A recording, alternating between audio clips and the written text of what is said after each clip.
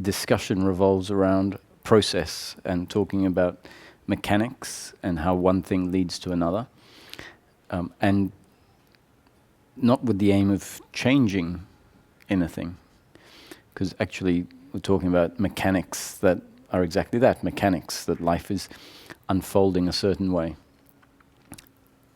but rather to become aware of the mechanics, and simple awareness is in itself what brings about change. So there's a link between awareness of mechanics and how the mechanics then unfold after awareness has landed on the mechanics. So in effect, if we never become aware, then things remain more or less the same. And awareness of mechanics tends to change the mechanics that are happening. And the reason that is because the mechanics that are in place are often include error in that mechanics process. And the error in the case that we're talking about here is an error about who we are, which means there's a belief system that becomes part of the mechanics. Mechanics basically means the mechanisms that are happening, the machines that are in play, functioning. And we don't tend to see life as mechanics. It's actually the machine itself that comes to see life as mechanics. So the human brain is a biological instrument, and it's the brain that recognizes patterns. And so when the brain becomes conditioned a certain way, the brain starts observing according to its conditioning.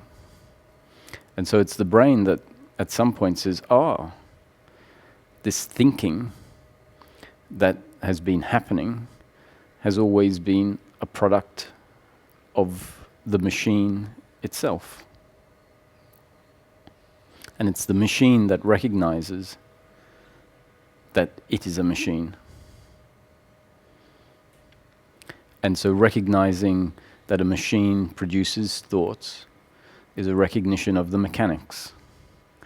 That there is a brain which is a biological instrument designed a certain way, and that functions and produces certain outputs. There's an interesting component in this, and that is that of awareness. Awareness is not a mechanical function, and awareness is not that of the machine. Awareness is an additional component, and it becomes part of the feedback loop.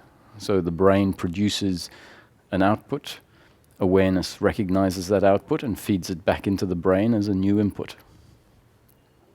And then with the new input, the brain produces another output, which includes the input that went in, and then that output is then fed back into the brain. So there's this feedback loop, which is what we might call learning or functioning in daily living. It's always dependent on awareness putting more input into the brain. So awareness recognizes the environment, and what awareness recognizes is then fed into the brain as new input, and the brain registers that input and then produces another output, like another thought based on an input of the environment.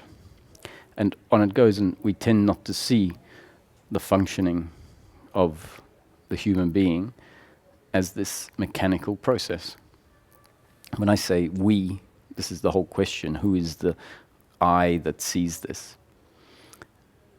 So when I'm normally talking, I'm talking about apparent cause and effect, that life impacts us and creates a reaction, and that the reaction changes once certain realizations happen or certain belief systems change. Now there's another way of looking at life, and that is looking at life as a spontaneous creation. And they're both true. They seem like opposites, But actually this is the paradox of life, that in each moment there is an experience, that each moment is experience. And that the content of the experience is not something that we create, that actually this human entity is part of the content in each moment. So it's a bit like there being a blank movie screen, and then the image is projected onto the movie screen. And the image that is projected onto the movie screen is the experience. And the experience is exactly as it's projected, can't be different. And life experience can be seen to be the same thing, that there is content projected onto a screen. And the screen is awareness that is aware of the content that is projected onto it. And the experience that there is a human body, the experience that the human body is seeing an external world, all of that is because that is the experience. So the experience creates the content creates the experience in the moment. And so, from this perspective, if someone is feeling depressed, it's not because they are creating the depression.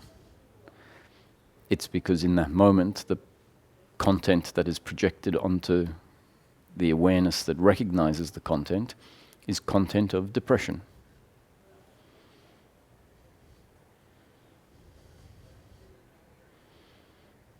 And it stops when the content changes in such a way that there is no more depression. And this applies for depression or anxiety, excitement, basically anything in the momentary experience, whether it's analytical thinking, all of that is contained in the content of the present moment. The physical sensations, the movement of the body, the bird flying across the horizon, the leaf falling off the tree, the sun shining, the rain falling, the experience of the sun shining, of the rain falling, all of that's contained in the momentary experience.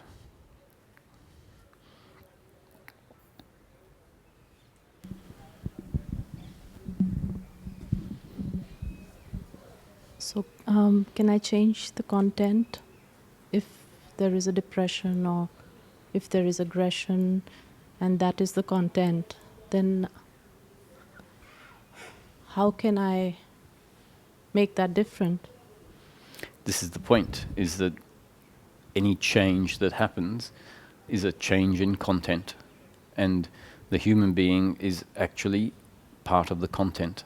So content can't change content. But what can happen is that the content can change, and the content changes in such a way that it looks like it changed because the character did something. Maybe depression is there, and then the content is such that a feeling, oh, I'm going to go for a run, that might fix this. And the person then goes for a run. And as they're running, the feeling of depression might fall away.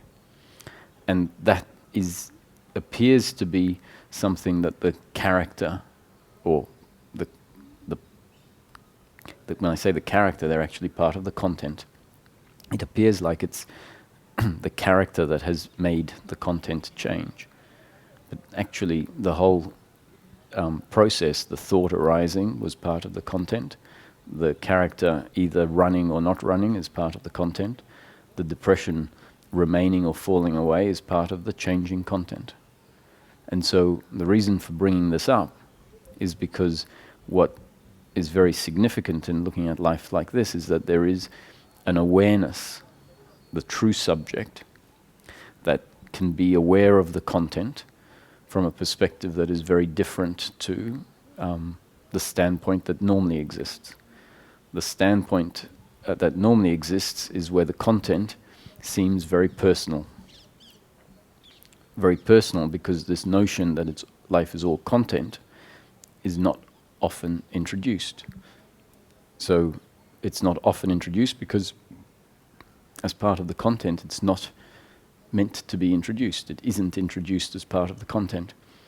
And when the content of someone's life changes in such a way that the notion is introduced that life is experience, and that the subject that experiences the experience is not actually the body, but rather a subject that is outside of the experience. And the way that the content tends to move is as if this is a story of cause and effect. And so the content is designed to change according to laws of cause and effect, which means when the content introduces the notion that this is all an experience, what can happen is that it then makes sense for the content to change in such a way where the experience is witnessed. Because before that point there was a notion introduced that will appear to be the cause of a shift in perspective. So even though life is actually not causal, when seen from this perspective, life is a single momentary experience arising in consciousness, and that cause and effect is illusory. But in practice we find that the content unfolds as if cause and effect is the reason. So life is now introducing the notion within the content that life is all content. And the standpoint from which the content can be seen can change seemingly as a result of this being introduced.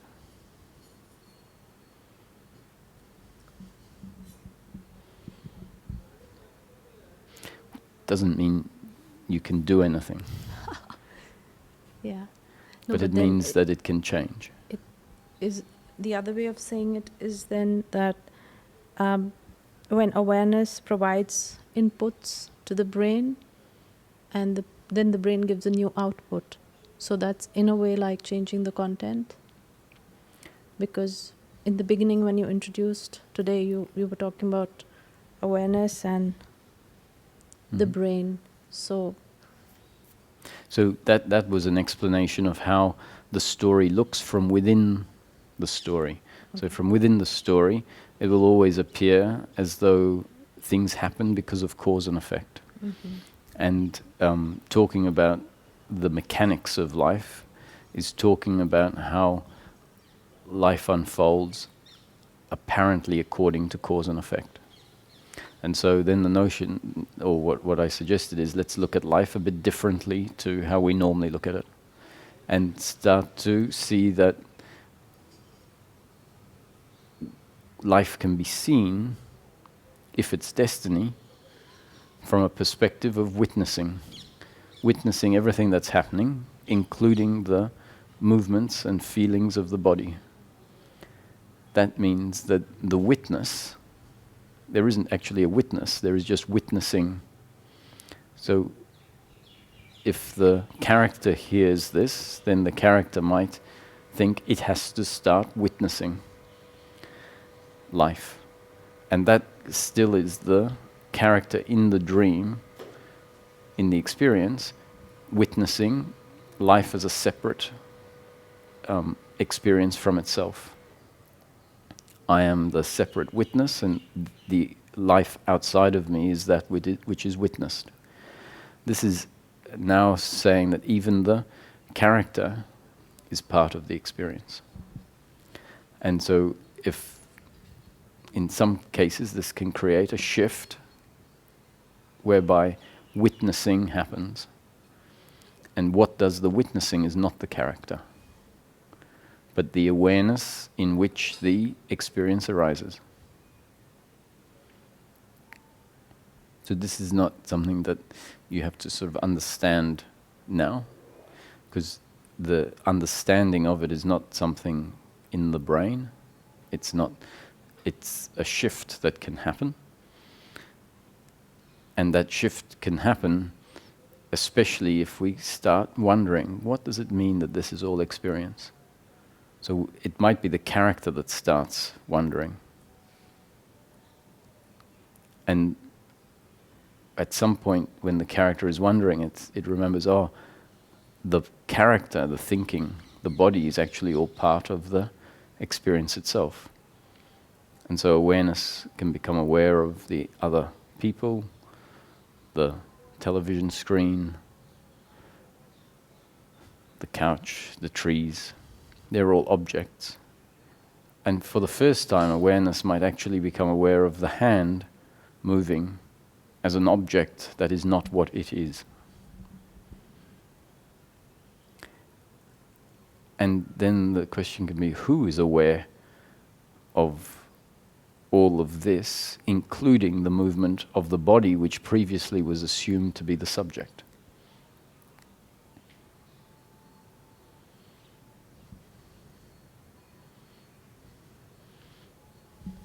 And that tends to happen when thinking stops, even thinking about this. So the thinking about this can happen, but then at some point, just seeing, which is, let's say, we can start off with sight, with the sense of sight, just seeing objects without needing to think about them. Just recognizing that there is sight that has a component of, that is awareness of visual objects. And that is seeing happening without thinking, which is quite an unusual phenomena. Usually life is observed from the perspective of the individual body, and whatever is observed is judged as being useful or not useful, pleasurable or not pleasurable, worthwhile in engaging in or not worthwhile in engaging in, based on the individual's objectives in life. And so very rarely is anything just seen for what it is without it being part of our strategy. So if the suggestion is to look at a door and really see it, what we might find ourselves doing is looking at the door for about 2 seconds and losing interest in looking at the door, because a mechanism kicks in and says, this is not helpful for what I'm trying to achieve in life. To spend any more time, to spend more than 2 seconds looking at the door is pointless. But actually there's a very relevant skill or function that gets highly underused in life, and that is simple awareness of what is. And that simple awareness of what is isn't utilized because the thinking is continually reshifting focus onto what we think is relevant, and therefore not utilizing the function of simple awareness, allowing everything to be as it is.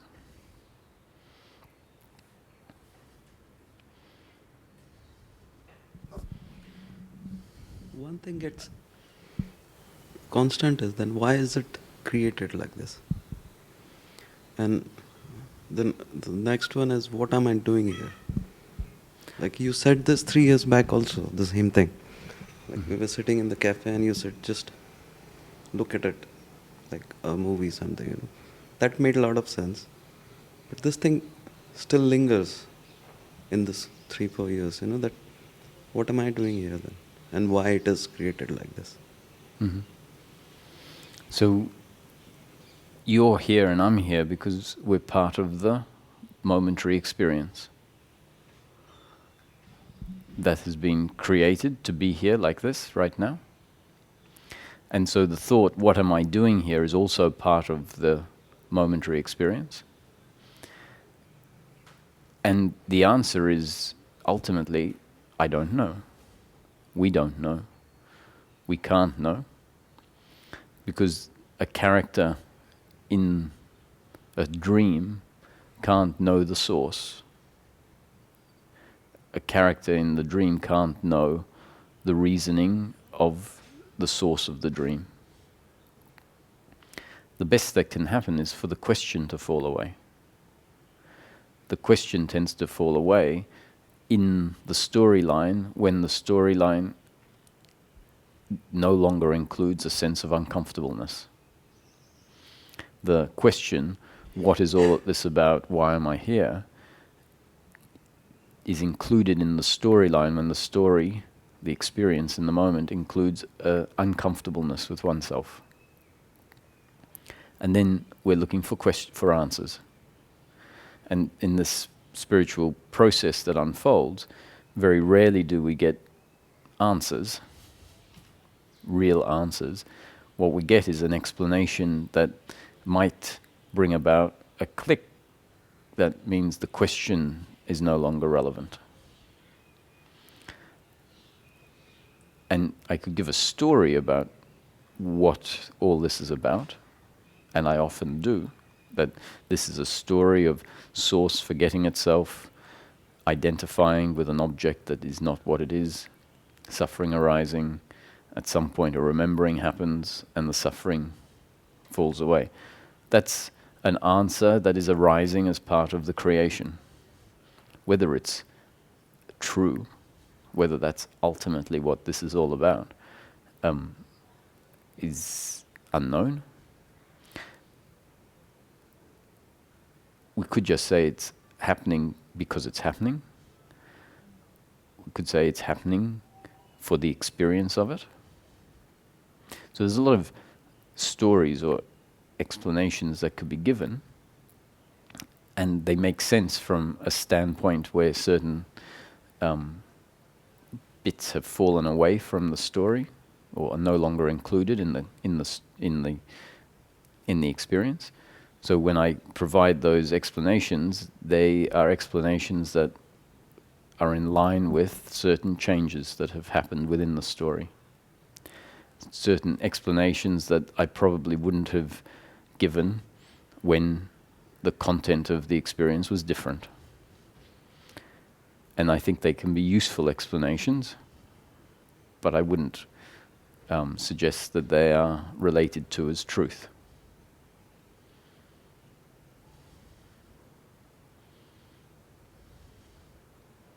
When the content is experienced from a different perspective, which means that the subject that is aware of each moment becomes known to not be the object that it has always felt like it was, then life feels much less personal. And that's when these questions of why is this happening fall away, because it tends to be coming from the experience. Why is this happening to me? Who is this God that is inflicting this suffering on humanity? From a different perspective, it's witnessed as an experience arising and falling. And so it's much less relevant, this question of why. So my answer is going to be highly unsatisfactory to the identity that feels like it is separate and needing things. So the best I can suggest is to try, and when I say try, I'm not really talking to an individual, try to see life as an arising and see the body as part of the content that is arising in each moment. And what that might do is create a shift whereby it appears like awareness is no longer identified to the body and is seeing the content as content that is coming and going.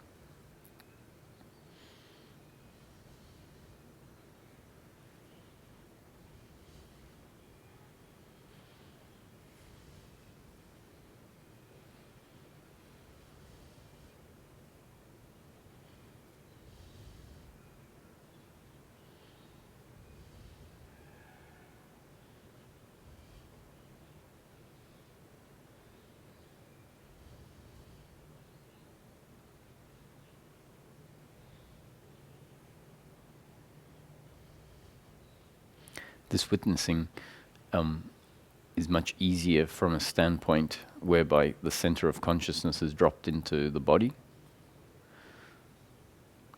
And if the visual field opens up, then the momentary experience is more likely to be seen as a single experience rather than what is normally happens is when the center of consciousness is in the head and our focus is on objects with a specific set of thinking about whether that object is serving a purpose to me or not.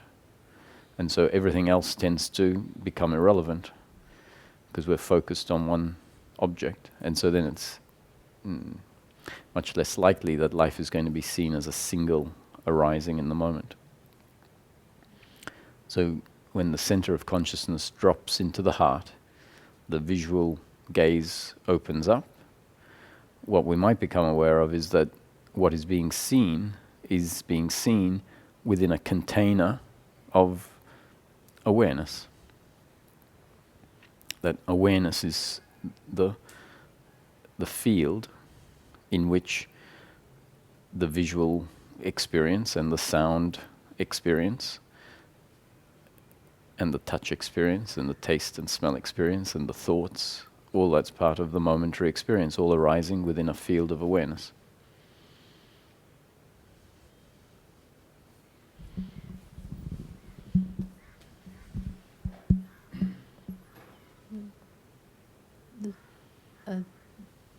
When there's the visual, like in front, then immediately there's a hook. So before that, it's just immediately the thought comes in, and then again you disengage, I disengage, and then again I'm saying, okay, it's a movie or a picture, and then again there's a hook, and the mind kicks in. Mm-hmm. So when you speak about it as just look at it as the whole experience, it's nice to hear it, but it's extremely challenging. So the glue that tends to keep awareness identified with various objects in the experience is thought, certain types of thought. Mm-hmm. And when those thoughts are part of the experience, witnessing tends to not be something that can happen. And as you say, you can get an instruction to just look at a visual field. And if the thoughts that are so used to being there, if the habit that is so ingrained is there, then after looking at the visual image for a very short period of time, the thoughts kick in and say, well, you know, what a waste of time, or start thinking about something that happened earlier today, or what you need to do later on today. And it disturbs that watching. And so the conditioning, our conditioning that says this is what's happening, this explanation I just gave, might become part of what then enables awareness to witness the thought arising. The thought that says this is pointless, or sometimes often there isn't even a thought that says this is pointless, it's just that thinking moves into a different topic or subject. And then awareness can witness the new thinking that has happened and realize that what's happened is attention has shifted from awareness of the visual field back into thinking. And so simply becoming aware of that thinking process that has started brings us back into presence. And the thinking can be seen as an object arising as part of the momentary experience. So if we can start to see thinking as a valid part of the momentary experience, so not only the visual field, but sensations in the body are part of the momentary experience, and thinking that arises in each moment is also part of the experience. And then the question is, so what is aware of the thinking as an object in experience? And experientially we might find that, oh, I the subject, not I the person, but I the awareness that is aware of everything that arises in each moment, has become aware of thinking as an objective thing that is happening rather than a subjective function. So originally we look at thinking as my thinking, which means thinking is not seen as an object. It's seen as a subjective function. If the thinking can be seen as an object, then that which is aware of the thinking must be separate from it, must not be it. And that can create a very different relationship to life, in particular relationship to thinking.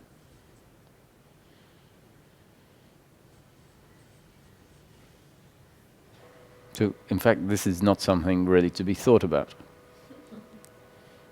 It doesn't work when the thinking is happening. The whole point is for a dropping into a field that is prior to the experience, prior to thinking, and to rest there.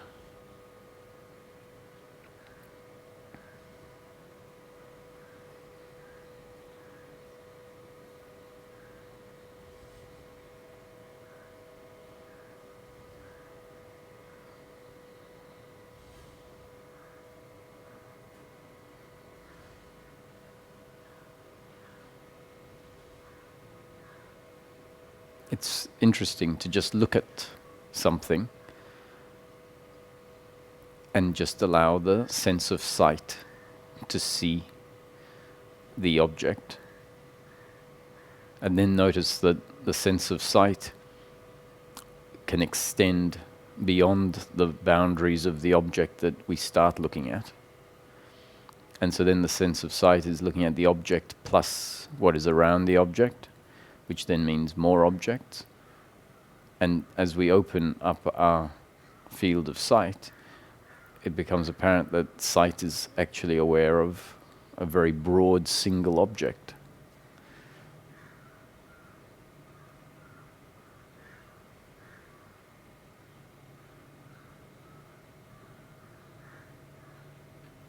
And that broad single object includes all the other people,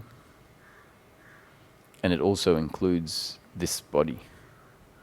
This body is not that which is seeing the broad single object. This body is actually contained within that which is seen.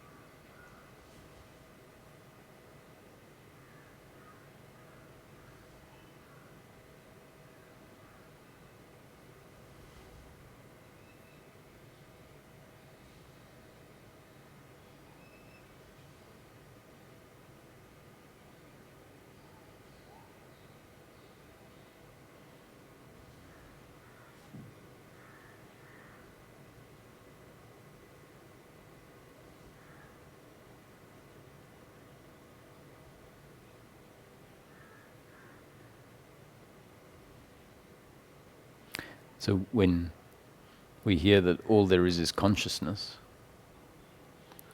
what that statement is pointing at is that this faculty, this functioning of awareness, the word awareness and consciousness are interchangeable words. What it's pointing at is that the consciousness in which the momentary experience arises is all there is, meaning that the momentary experience is actually made of consciousness. That there isn't a separate object that the consciousness is aware of. but rather there is a creation arising in consciousness, like a dream arising in consciousness. And that the content is not separate from the consciousness that witnesses it. And so what seems like an object made of wood is seen to be just experience. And that awareness is not separate from the content. So all there is awareness, or all there is consciousness. Everything arises in consciousness, is made of consciousness, and is recognized by consciousness.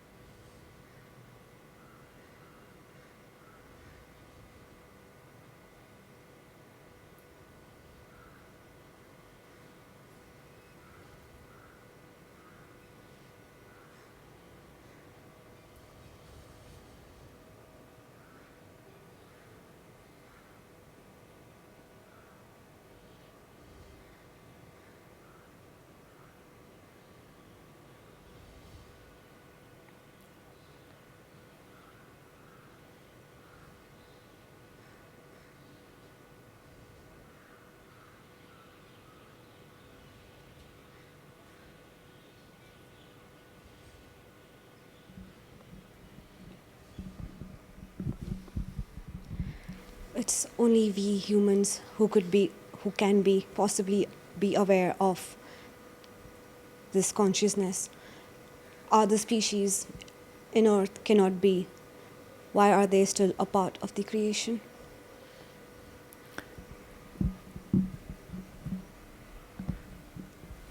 So, I'm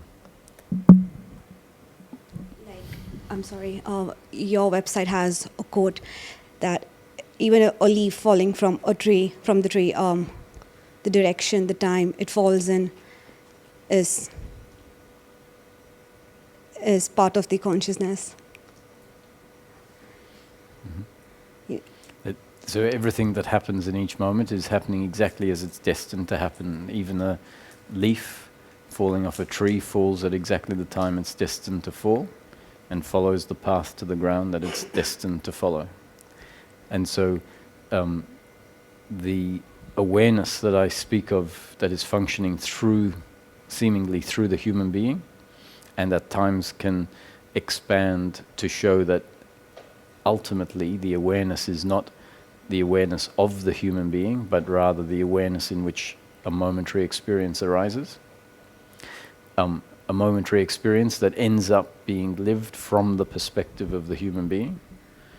So the consciousness perspective will then come back, and we will live life as if I am this human being, which means I come back and understand that the essence of the human being is this formless awareness that is ultimately untouched by any of the content.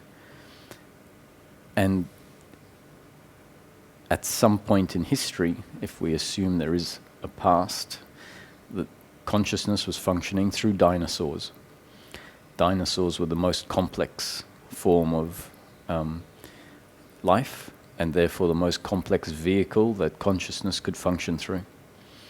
And so even though in theory we'll say that humans are the only vehicle in which consciousness can become aware of itself because of the complexity of the vehicle. And vehicles prior to the human were not complex enough to allow consciousness to recognize itself. That doesn't mean that the other animals don't have consciousness.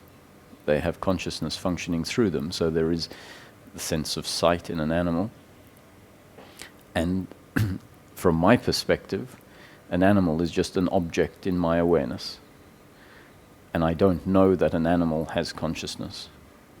I can only assume, because of the way it seems to appear in my experience, in my consciousness, that it has, I can assume it has consciousness, but I don't have first-hand experience of that. I can know that a leaf doesn't have consciousness in the sense of, in relation to the senses, because it doesn't have a brain, and a cushion doesn't have consciousness, even though all there is consciousness, doesn't imply that all the objects are conscious. And so there are, let's say, cows have consciousness functioning through them, but the vehicle of a cow is not complex enough for consciousness to become aware of itself. Whereas in a human being, it seems like, for the first time in history, consciousness has been able to wake up to itself through the human vehicle. And so the other objects are there within the human's experience of life. If they weren't there, our experience of life would be very different. There'd be no cows, there'd be no trees.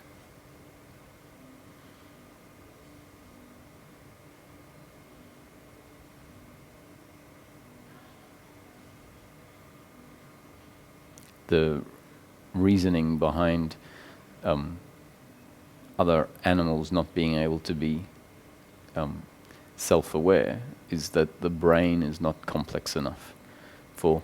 So an animal doesn't have this. So this complexity of the brain is a double-edged sword. In the human being, it is the brain that is complex enough in order for awareness to become aware of itself. But it's that complex brain which creates all the suffering, which is where the brain starts to malfunction in a way, with a false idea of itself, where the human then says, why is this happening to me? This shouldn't be happening to me. Whereas an animal's brain is not complex enough to include all of these stories that the human brain includes. And so the stories of the human brain are human suffering. So the assumption could be, well, then an animal is enlightened because it doesn't have suffering. But that's not the case, because the animal doesn't have the capacity to recognize the very essence of what is functioning through the animal. Which means the animal doesn't have suffering, but it doesn't have an awareness of its connection to source. Whereas at some point a human, the complexity of the brain is always complex enough, and if life then deletes the error in the brain, the suffering component, which was coming from that complex brain, stops, and the added benefit of awareness recognizing itself can happen. Now, Ramana said that one of his cows was enlightened. I don't want to argue with Ramana, but maybe he was just using that because he would see the nature of the cow being very, just being in flow with everything. I wouldn't necessarily take these things too literally. But having said all of that, what I'm saying here is, once again, not the truth. It's an assessment of the situation based on observation. And so at the end of the day, I couldn't tell you whether a cow is capable of being self-conscious or not. Science will tell us that based on experiments on animals, they haven't found animals that are self-aware. Meaning animals that will create a story about why is this happening to me. And humans very definitely do.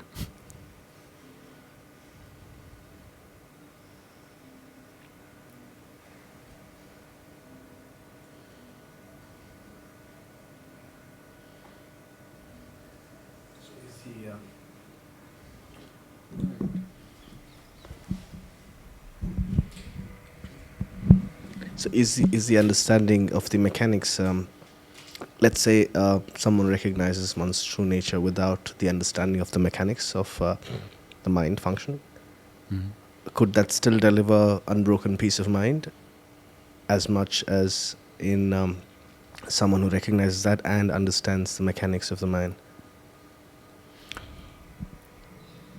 what often happens is that there's a spontaneous realization of where awareness recognizes itself, and that appears to be a sort of bypassing, a spontaneous bypassing of all of the ingrained beliefs that are in the system that normally prevent that realization of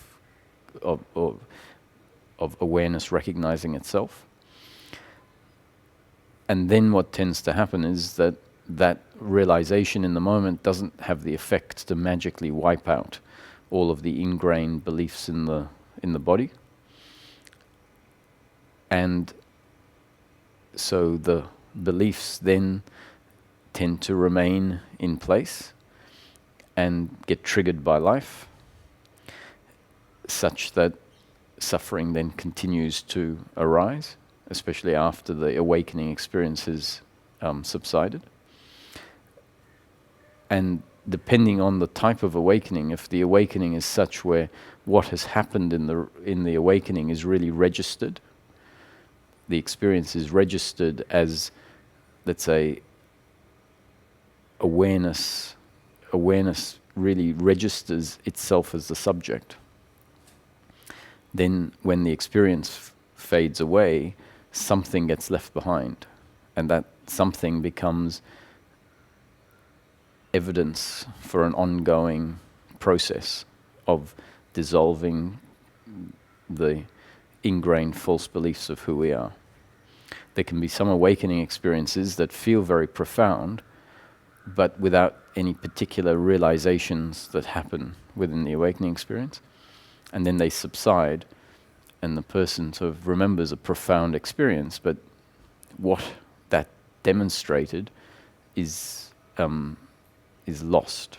Or it may be what happened in the profound experience is that there wasn't a realization of anything, it just felt very profound.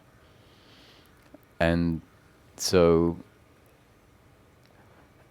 the process that happens after awakening, which is a process of dissolving any of the remaining beliefs that are out of line with the realization that happened in the awakening experience, can be very different for many different people.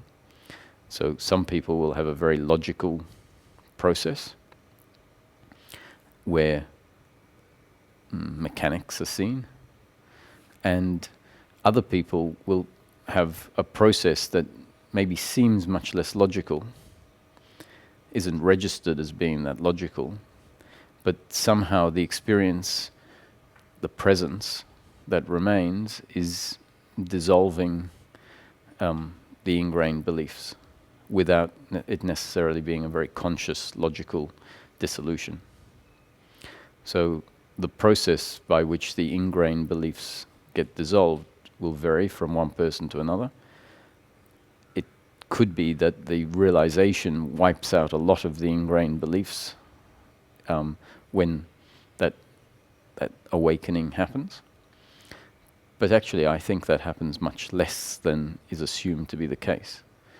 I think that a lot of the ingrained beliefs take time to diminish and dissolve, even after a very profound realization. So take Ramana as an example. My understanding of the story of Ramana is that at the age of 16 there was a profound and extreme awakening. And post that, Ramana spent 16 years in meditation, in seclusion. And that process of remaining in meditation and seclusion, to me, was the process by which the remaining ingrained beliefs that were no longer able to remain strongly in place because of the awakening that had happened, that was the process by which they diminished.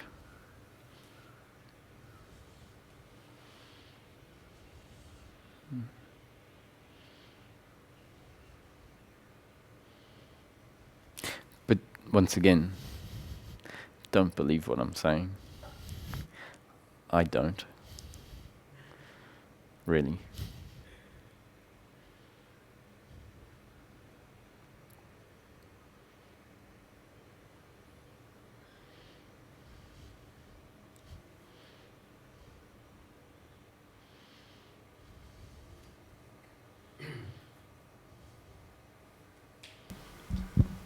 It's about awareness.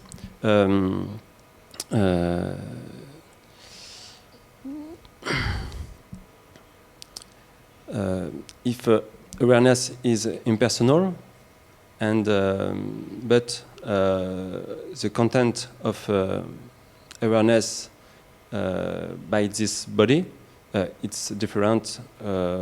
I think it's obvious for another body, and so if it's different, it's limited. It's Limited. limited, yeah. Yes, and so if there is only awareness, so how awareness could be limited to this body? Why I don't have every content of every from every Infinite experience. yes. Yeah. Yeah. Because in each moment, if there was infinite experience, it would be very confusing. It would all become messed up, really. So I think.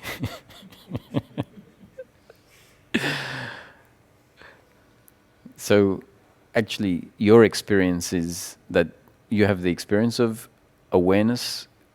All you know is your experience. All you can ever know is your experience.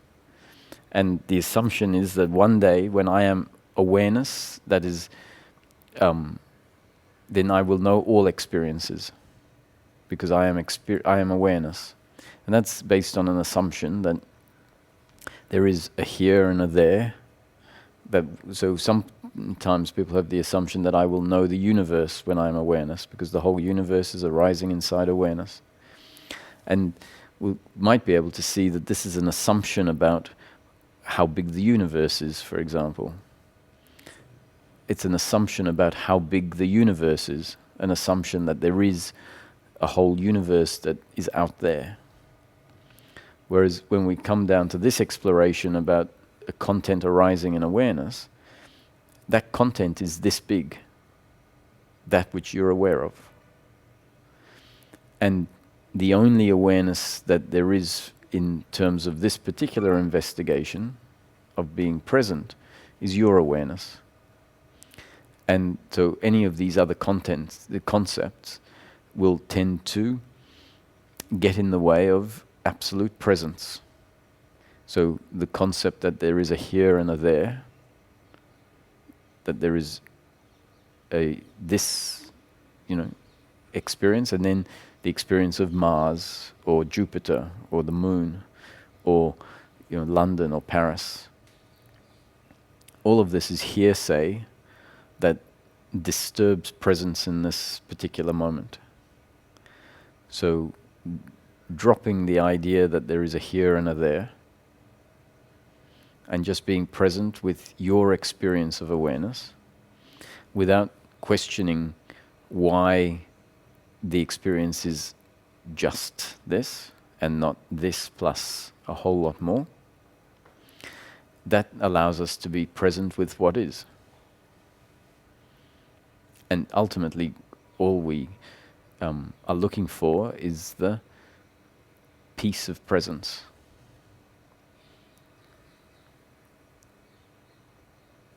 And to realize that actually there's a whole lot of concepts that create questions and create assumptions about a here and a there, a past and a future, awareness that is aware of life from infinite positions.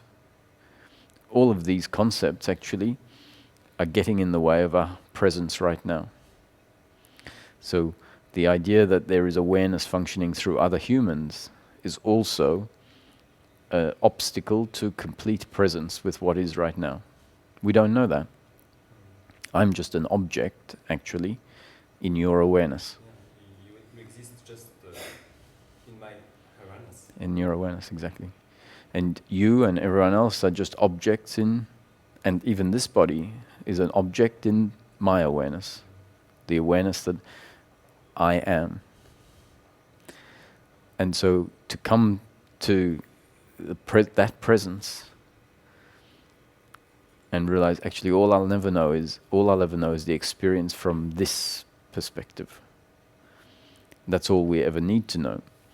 And to drop the idea that there is God aware of this experience from somewhere else, and to realize that my experience is God's experience.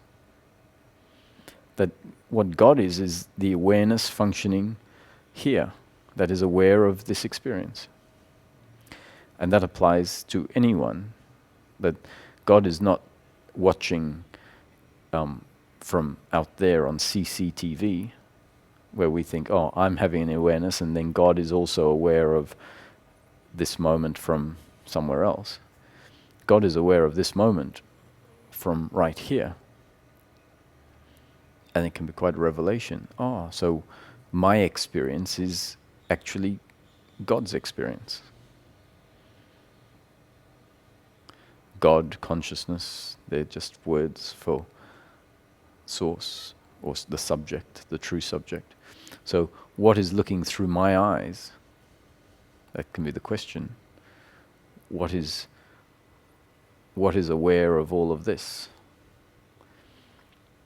So for as long as we have this idea that I am some separate entity, then it's not possible for what is looking through my eyes to be anything else than me. As we realize, there are all these concepts that get in the way of presence, and we question them. We realize that these are just beliefs about a here and a there, for example, a past and a future, a God that is aware of the universe from some imaginary perspective. And then it could occur to, oh, that's what it means. God and I are not two. That I am God. Not in the sense that I am God, some all-powerful, creative. I have no power to create anything. In the case where I'm saying I am God, is consciousness, which is functioning through the human being, is the consciousness of Source, and a realization of that. The realization that consciousness becoming aware of itself as the consciousness of Source is a realization that what is functioning through me is Source, that I am not separate from Source.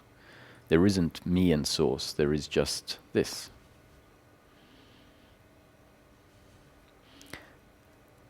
And so what we look at as a limited experience is continually changing, which we can see then is, in theory, unending, and that continuous change is the infinite expressing itself in each moment differently. So complete potentiality, and we'll never, our experience is going to be an experience that seems very limited. But once the experience of Sylvain or Roger ends, then in theory experience carries on indefinitely, which could be the infinite expression of Source.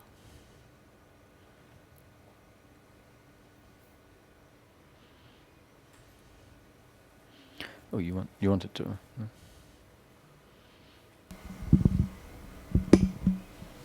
So what is called, I think, depersonalization, is that the word for it?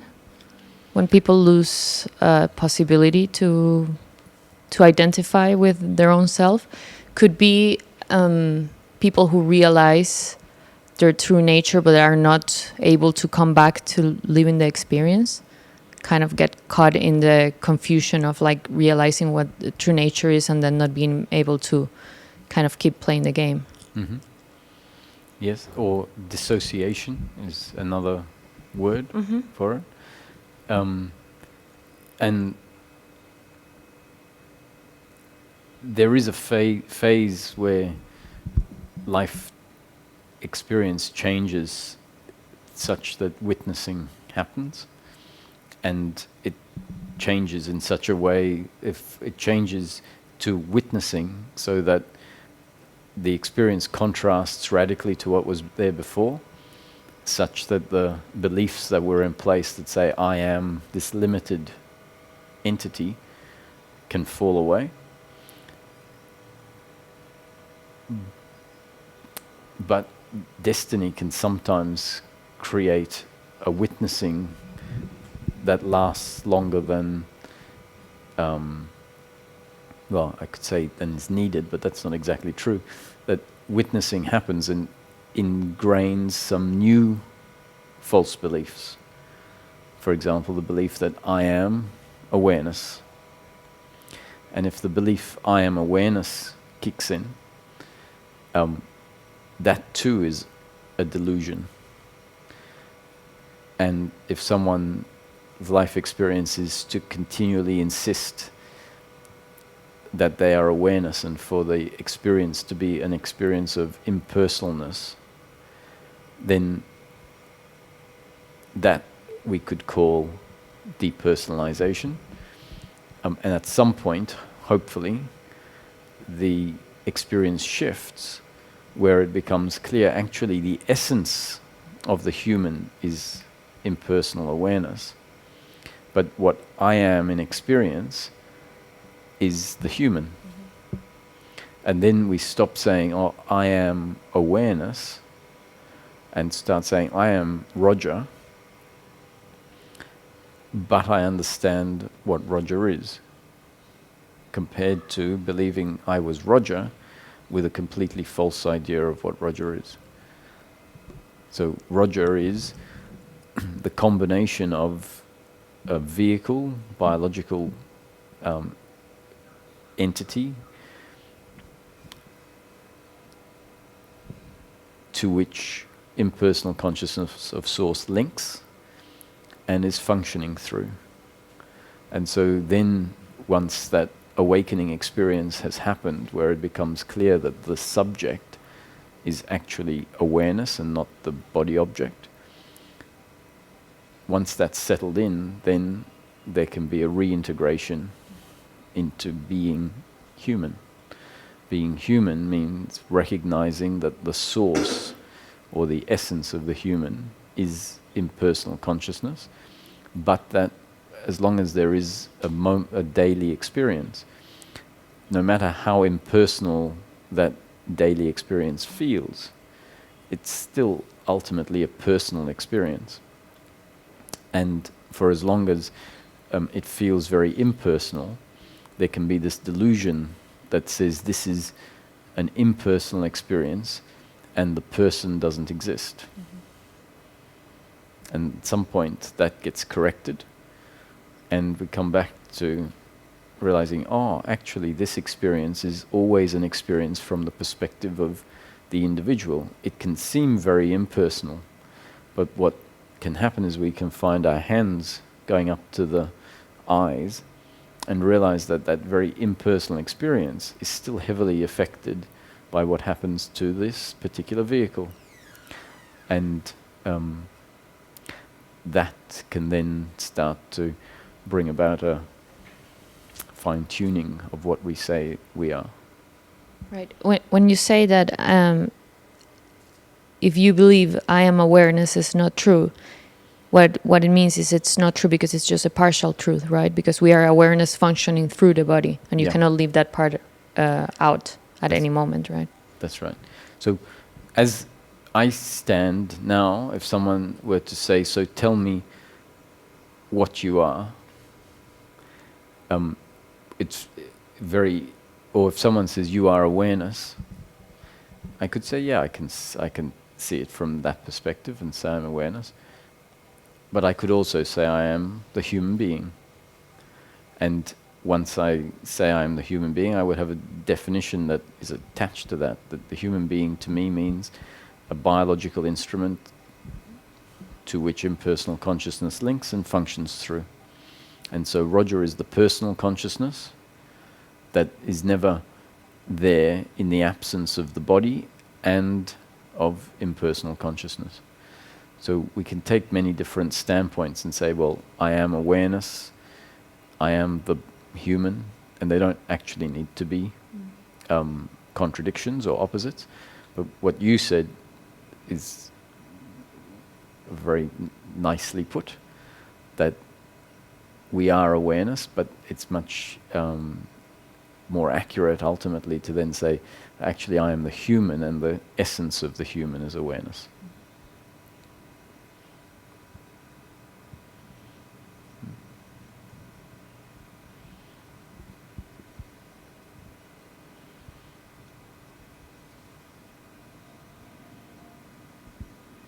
An awareness that is not stemming from the body.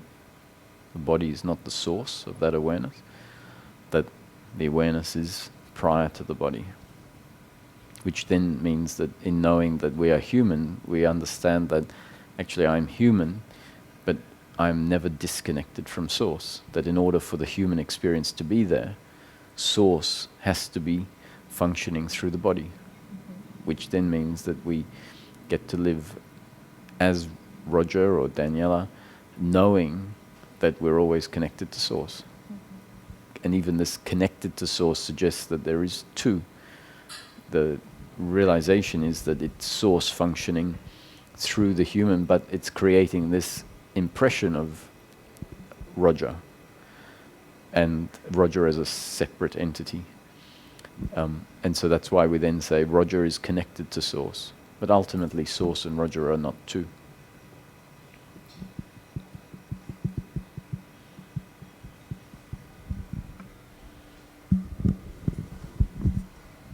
So when the experience is that of an individual, when it's back from impersonal awareness to personalized awareness, what you mentioned, the knowing that what this is awareness, ultimately, it's not really, it sounded like it's an intellectual knowing, but it's really not. It feels more than that. Sure. The knowing, when I refer to knowing or understanding, rarely am I referring to an intellectual knowing or understanding. It's a direct knowing that comes from being. So the knowing that the essence of the human being is consciousness is available in every moment when there is a resting in being.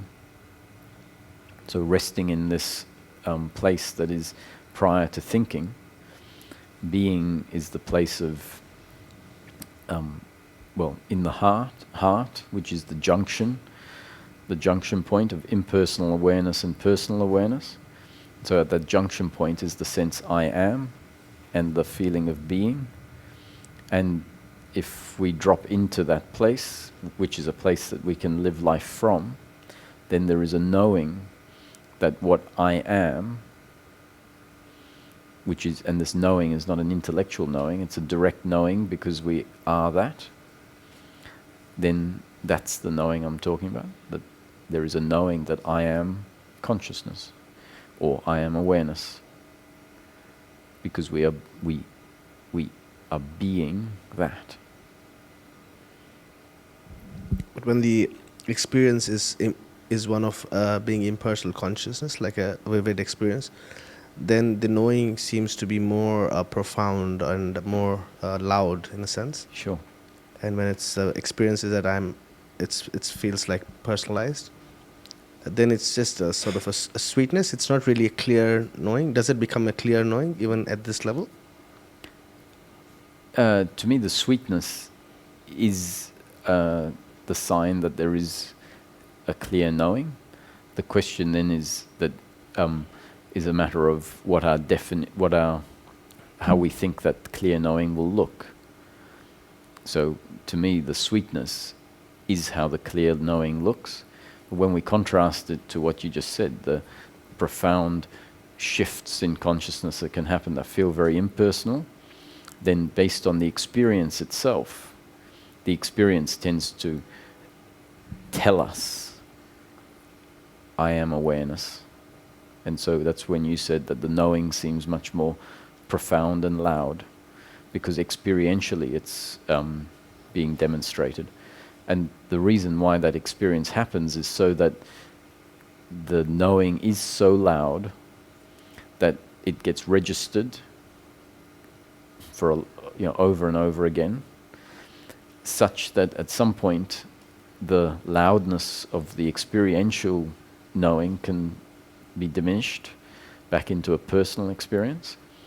and there's no doubt that what I am is what was revealed in those profound experiences. And when we say no doubt, not just because we remember that that is what was shown, but rather that profound witness experience sort of tends to contract, not in a bad way. It becomes more local, let's say. It localizes again, not in a contraction, uncomfortable way.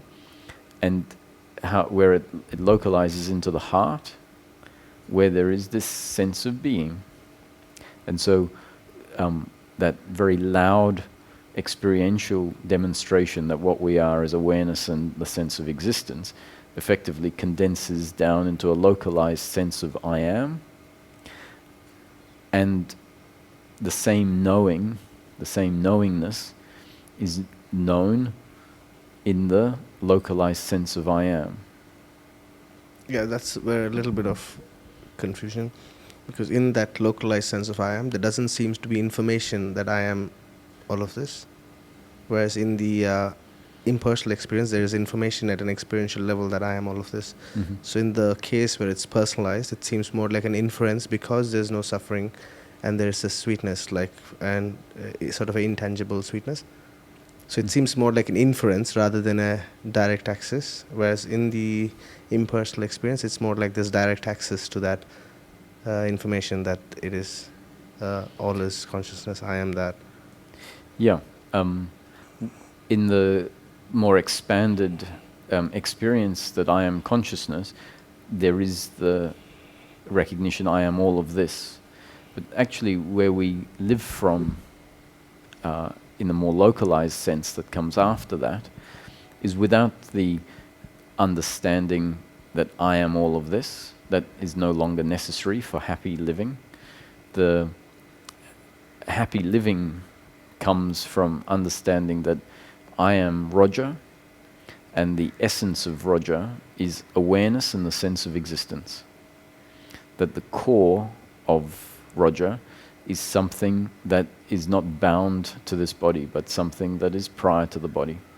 So we don't need to have the experiential knowing that I am all of this.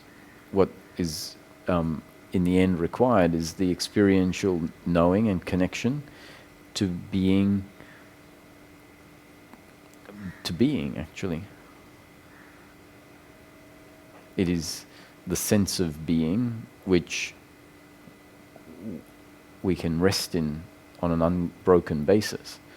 That sense of being delivers a self-contentment, delivers, it's a place prior to thinking, which means that there's no longer the obsessive thoughts that have a story about what I am no longer functioning.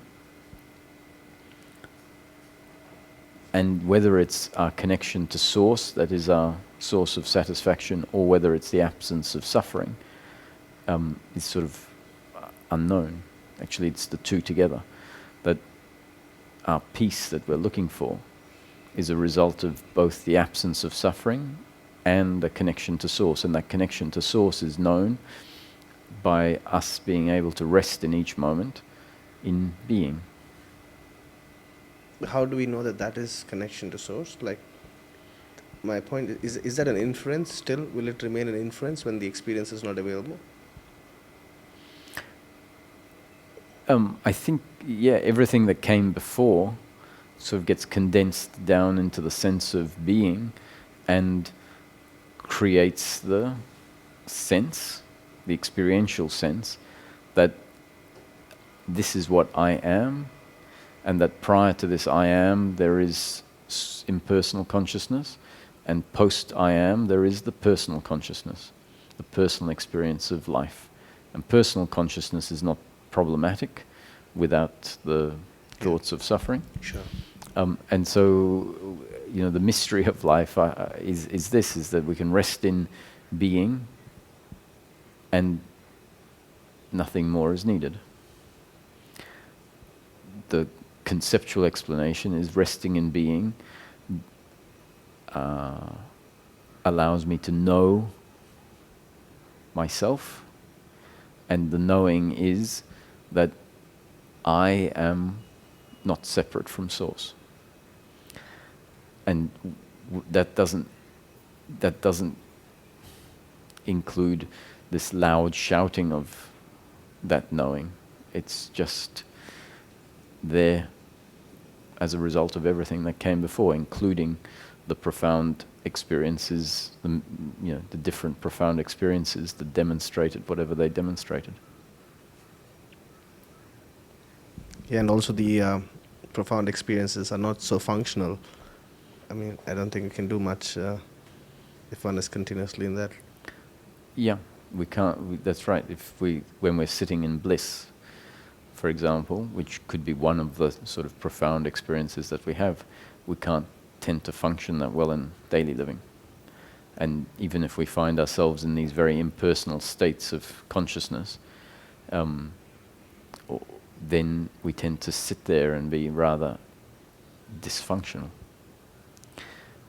which serves a purpose for a while, but that's not really where life is meant to be lived from. So imagine if at some point everyone on earth was to be liberated, and that looked like this impersonal sort of sense of just sitting on a park bench. Wouldn't be a very interesting picture of life. Everyone would just be sitting there impersonally on a park bench. Doesn't seem to me to be an expression of what living life fully is about. So I would expect it much more to be a realization of the impersonal consciousness of Source that is functioning through everyone, and then that realization becoming much more localized, centered in the body, where the individual human gets to live and engage fully in life, always connected to Source, engaging with all of the other humans, knowing that what I am is an instrument through which consciousness is functioning, or an instrument through which Source is functioning, and the other is an instrument through which Source is functioning, and knowing that this is a life of interhuman relationship, where all the humans, which are really ultimately the one Source, are just playing a game. And I think that game will be a full interaction in a way that is quite different to the full interaction that's happening now, which is a full interaction of suspicion, competition, anonymity, where everyone is afraid of what the other person can do to them in the next moment. Whereas the other version of full interaction is where we're interacting with the other without requiring anything of them, without fear that what the other will do will be an attack on who I am. And so I guess that comes a lot closer to unconditional love, where everyone is relating to each other in a way where fear isn't present.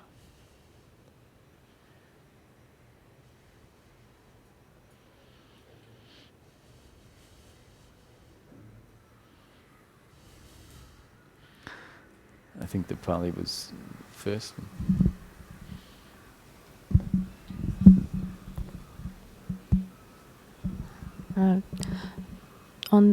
On a very practical problem-solving sort of note,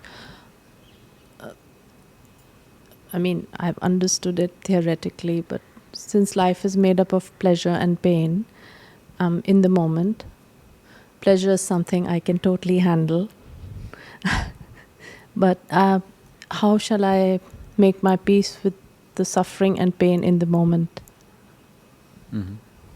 So once I have that picture, I can really go, because I'm done.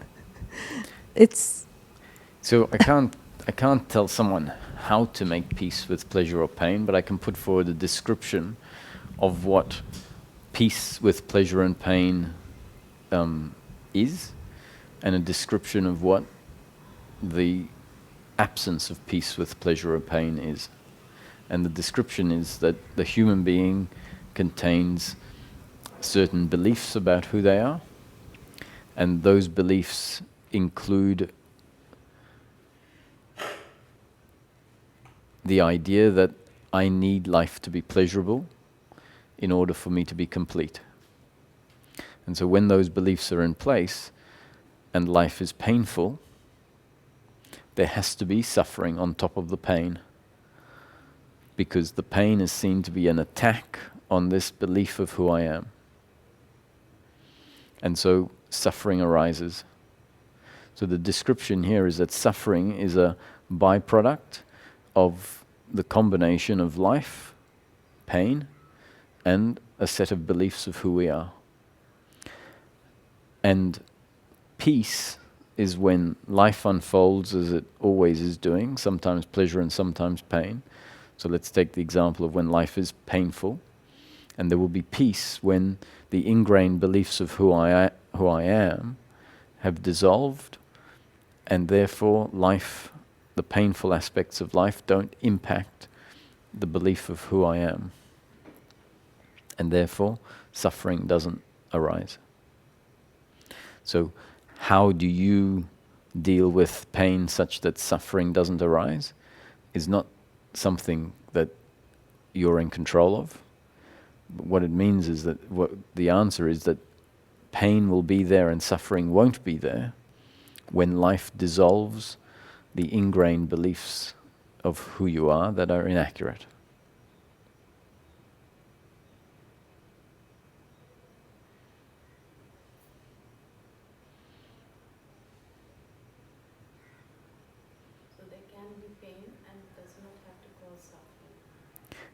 That's absolutely a possibility, yeah.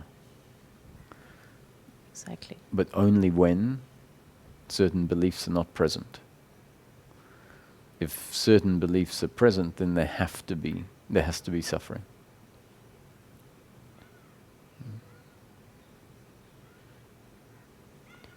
Can I take an example just to, it could be that car driving can be painful. Mm-hmm. Or there can be a lot of multitasking one day in the morning with 12 things in hand, and that can be painful. Mm-hmm. And can it not lead to suffering? It's very possible for life to continue to be painful, like heavy traffic, which is going to be out of line with your preferences, and for suffering not to arise. But that's not up to the individual. The individual can't achieve this. That's simply a result of whether, in that moment, certain beliefs about who we are that are false, it's dependent on whether those beliefs are there or they're not there. So if the beliefs that I need life to be pleasure, pleasure, pleasure, if that belief is in place, then pain in the flow of life is always going to create suffering. Because the belief, I need life to be pleasure, pleasure, pleasure, is in place. And so then there's no question of life being painful and no suffering. It's not possible. But if that belief that I need life to be pleasure, pleasure, pleasure dissolves, then life will be painful and there's no question of suffering being there. It can't arise.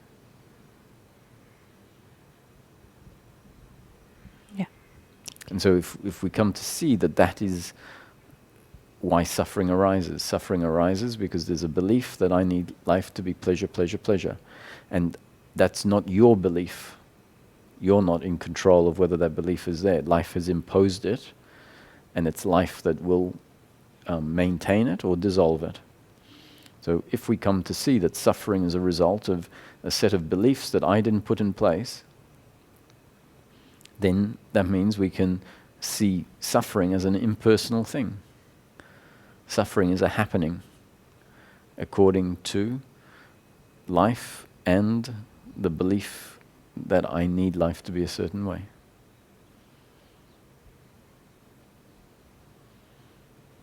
Our suffering then is still uncomfortable, but it's understandable. So we understand why it's happening.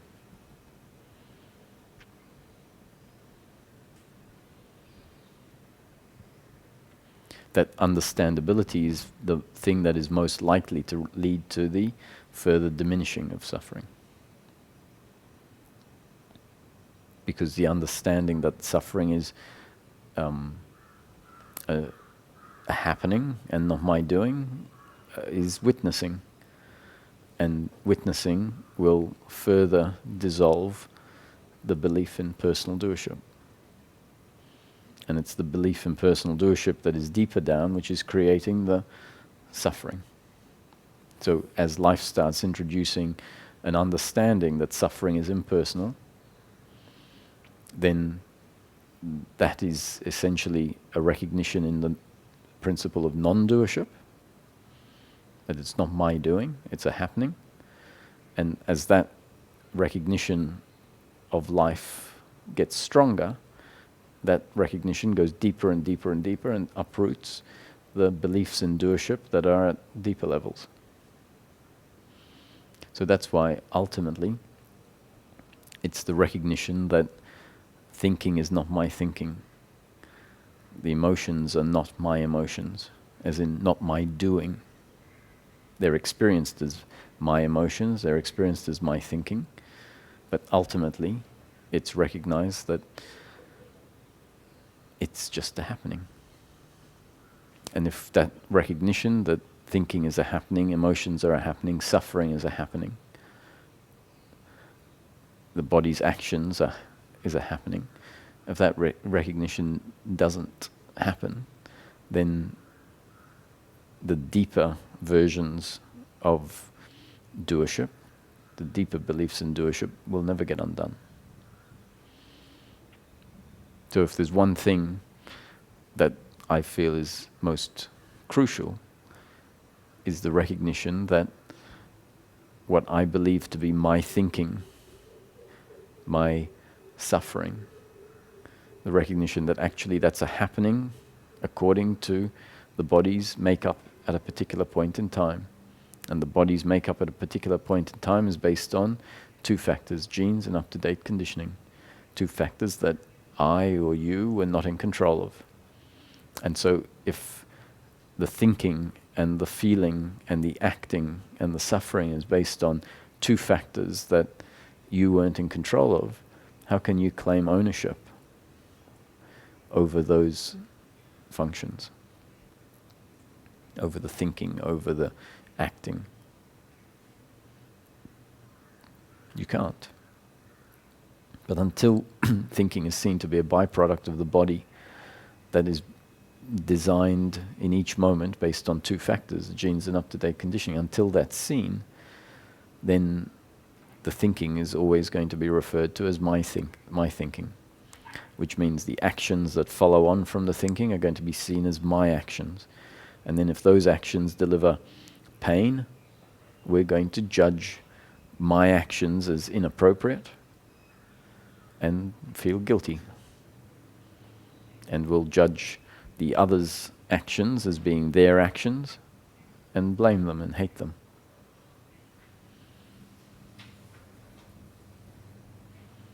And in practical terms, it's this guilt, blame and pride which is the heavy involvement in the flow of life, the heavy identification with the body, and it's that which is the suffering in daily living.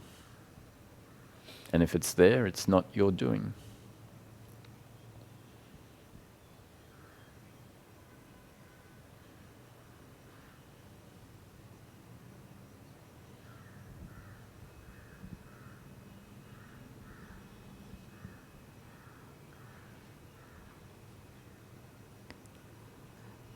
Then how will it go if I can't do anything? The assumption is that in order for something to happen, there has to be a doer. In order for thinking to happen, there has to be a thinker. In order for speaking to happen, there has to be a speaker. In order for change to happen, there has to be a changer. And that's the whole point, is that life doesn't work like that. Life is a process of change, an experience of change, and there is no one that creates that experience. So it will happen as it's destined to happen. So when you say, how will change happen if I'm not the doer? It's assuming that that question is based on the fact that change can only happen if I make it change. And actually, the deeper realization is that everything is happening without anyone doing it. So now you just need to relax and let life flow, because there's nothing to do. And if we find ourselves realizing, actually, I really am not the doer, because anything that I think is my doing, the thinking, any efforts that I put in, are just happening, not my doing, then the relaxation is not a relaxation of desperation or despair, but a realization that, great, someone is driving the train, and I can just sit back and go for the ride. The desperation is when we think, I'm not the doer, and this is terrible because I'm not going to get anywhere if I'm not the doer. But actually we realize I'm not the doer, and that's okay because I'm being driven. Like that never been the doer. What's happened so far has anyway happened. Yeah, that's exactly right. So you're saying that you've never been the doer, and then there's a realization, oh, it's not that I was the doer and now I'm realizing that I'm not the doer, so everything's going to change. It's a realization I never was the doer.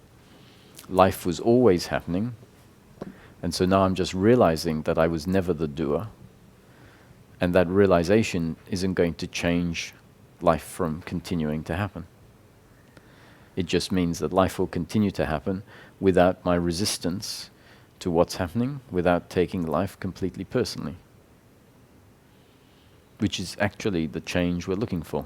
Because experientially, that change means that life then continues to unfold, exactly as it's destined to unfold. And we experience life with a sense of peace, or the absence of suffering. Which is really, in practical terms, all we're ever looking for, the absence of suffering.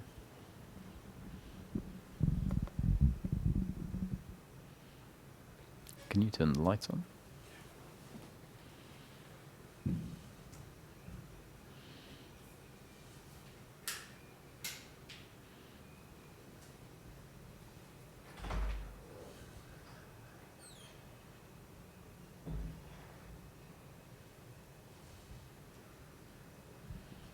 Do you want the microphone? I lost the question. I didn't have to ask it again after this question.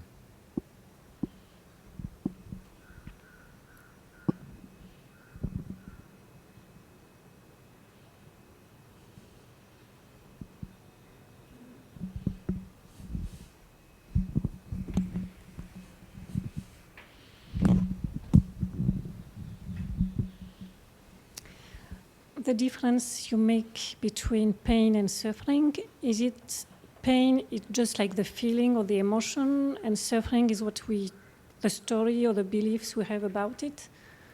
Yes, exactly. Like it shouldn't be like this. Okay. Yeah. So this is a very important distinction between pain and suffering.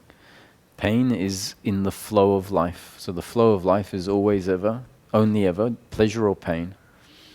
So whatever happens in each moment, if you miss your flight, then that's pain in the moment. If the food you're having is good, that's pleasure in the moment. If the food you're having is bad, that's pain in the moment. If someone is shouting at you, that's pain in the moment. If someone is telling you you've done a wonderful job, that's pleasure in the moment. So the flow of life, whatever, if we have a stomach ache, it's pain in the moment. If we hit our toe, it's pain in the moment. If the sun is shining on us and it's the perfect temperature, it's pleasure in the moment. If someone takes money out of your wallet, it's pain in the moment. If you lose your passport, it's pain in the moment. If you have to line up in a long line, it's pain in the moment. And so on, so forth. If someone that you love dies, it's pleasure in it. It's pain in the moment. If someone that you love does something very nice for you, it's pleasure in the moment. And so to come to see life in each moment, the flow of life is only ever pleasure and pain, is really, really important. because the definition given, the description, the concept given here is that our happiness is never to be found because life is one way or another. Life being one way or another is just pleasure or pain. Now, biologically, pleasure is always going to feel nicer than pain. That's the definition of pleasure versus pain. But this is the important part. The concept given is that our happiness is never to be determined by the content of life. Our happiness is always based on our attitude to the content of life. And we find that we're unhappy when we have an attitude that says, my happiness is to be found in the content of life, which is a mistake. But so when that attitude is there, then we have to be unhappy when life is painful. So this is the attitude that delivers unhappiness, the attitude that says my happiness is to be found in the flow of life, and the attitude that says I am the doer and the other is the doer. So when we have that attitude, we're always going to feel blame and guilt and pride, and we're always going to be attached to outcomes. And it turns out that happiness comes when that attitude falls away. When the attitude that says my happiness is to be found in outcomes falls away, and when the attitude of personal doership falls away, I am the doer and the other is the doer, then we find life can unfold moment after moment exactly the way it is destined to unfold, pleasure sometimes and pain at others. And we find that there's no longer this sense that life is attacking who I am, simply because this set of beliefs has fallen away. So happiness is always attitudinal, based on my attitude to the flow of life. The flow of life is always pleasure and pain. So if we find ourselves suffering, which is an internal uncomfortableness, a story about why life should or shouldn't be this way. If that suffering is there, we can ask ourselves, so if the flow of life is always only ever pleasure or pain, and that pleasure or pain ultimately is not my happiness or unhappiness, let me look at the situation. And when we do that and we look at the situation, we'll find, yes, someone said they were going to do something and they didn't do it. Pain in the moment. And now my attitude to that situation is that I hate them for not doing it. And I feel that that pain in the moment that they delivered is an attack on who I am. And so that then we realize, oh look, there's the story based on the flow of life. The flow of life was pain in the moment, and now I see my story, which is my suffering. That you hurt me, I hate you. That you took away my happiness by delivering pain. And as this understanding sinks in deeper and deeper, at some point the other will deliver pain to us, and all that happens is a registration, experientially, yet this is pain in the moment. And none of the other story arises. The story that says, you delivered pain, you should have done it differently, you could have done it differently, the pain you delivered is an attack on who I am, therefore I hate you. That falls away.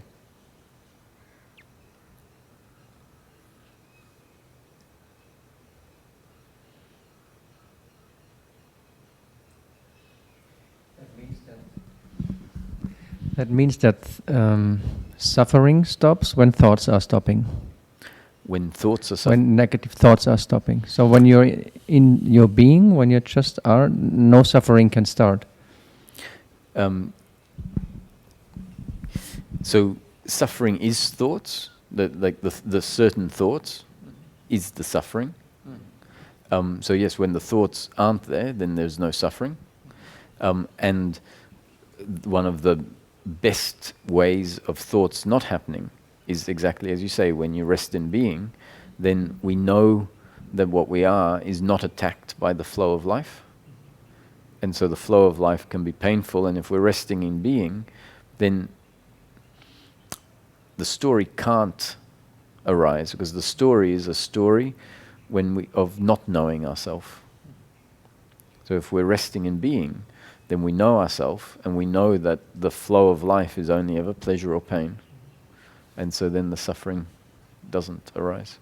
There is a period where the suffering still arises, because the ingrained belief that I am the doer and the other's the doer and I need pleasure is still in place, and the suffering arises, but there's something that witnesses that suffering as a happening, understanding that that's part of the momentary experience and it has to be there based on the genes and up-to-date conditioning. And so that witnessing of the suffering is, as we were speaking earlier, is in itself the understanding that ultimately I am not the doer, and that what I am is not affected by the flow of life. So that witnessing of the suffering without resisting the suffering is already the wisdom.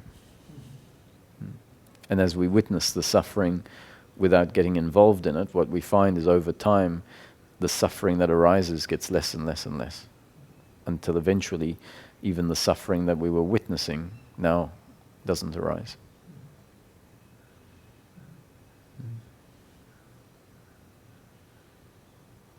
But also, it's interesting or worth noting that not all thinking needs to stop in order for suffering to stop. Okay. That's clear? Yeah. Certain types of thinking that are functional are not suffering.